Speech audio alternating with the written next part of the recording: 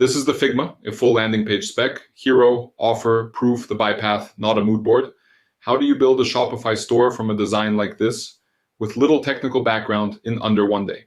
And this is the live Shopify preview it became. Shop now works, cart works, checkout works. The cursor tokens for that day cost a few dollars, not a theme shop invoice. I'm going to show you the actual sequence, starting from empty, first in the store itself. In the Shopify partner dashboard, create a client transfer store, and that's how you stand up a store for a client you can hand off later. Choose client transfer, name the store, pick the country, create it. Then we didn't buy a paid theme. We added Shopify's free Horizon theme from online store themes.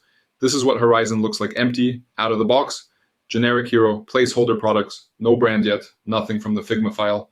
That's the honest starting point before any AI work. Quick context, if you've never used a coding agent, Cursor is an AI coding editor. Agent chat on the left, project files on the right, terminal when you need shell. Same idea works in any coding agent.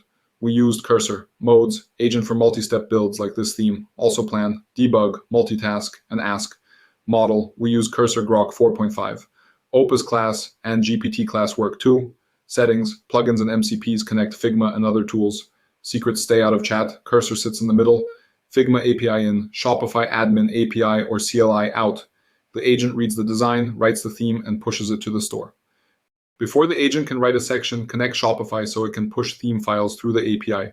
Open the Shopify partner dashboard, go to apps, click create app.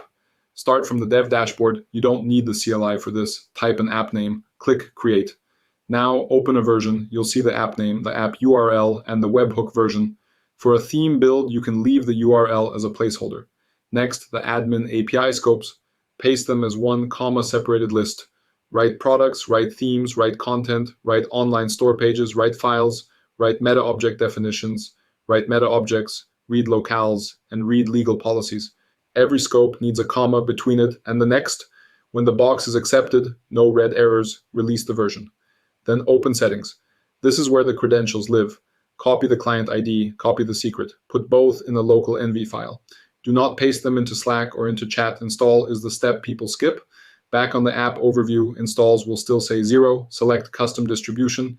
Type your store domain, store name myshopify.com, or pick the store from the list and generate the install link. Complete the install, then look at the app again. Installs should read 1 or more if you use several stores. 0 means the token will not work. Once that's done, feed the client ID and the token to Cursor or whichever AI coding agent you use. That's how the agent completes theme development through the API, products, pages, files, and theme sections. Second connection, Figma, so the agent pulls frames and assets instead of guessing from a screenshot. Start in the Figma file, click the Figma menu in the top left, open help and account, then account settings. Click the security tab. Under personal access tokens, click generate new token, give it a name, set an expiry, 90 days is fine, and tick the read scopes you need, file content and file metadata at minimum. Then generate and copy the token immediately. Figma only shows it once. Keep it in a local NV file. Do not paste it into Slack or into chat. If you automate asset pulls, watch access permissions and rate limits. Plan for that early. Don't discover it mid-build. Then you stay in agent mode, Grok selected. You do not ask for the whole page.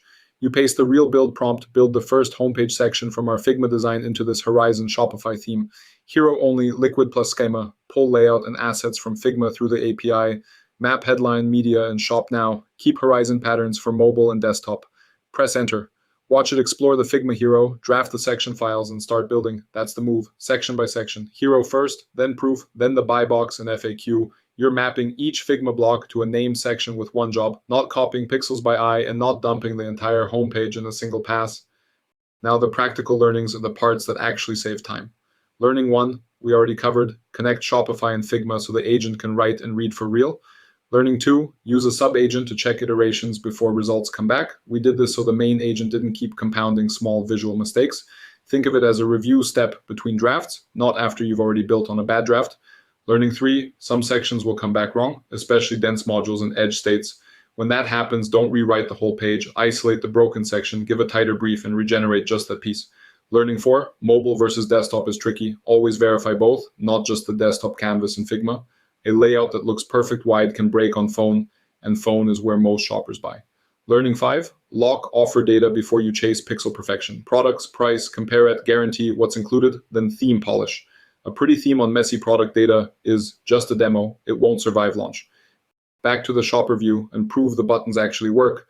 Shop now, cart, checkout. AI compresses the translation from Figma into Shopify. It does not replace judgment about structure, mobile layout, or launch readiness. If your rebuild feels stuck, I link the Shopify build audit in the description below. Thanks for watching.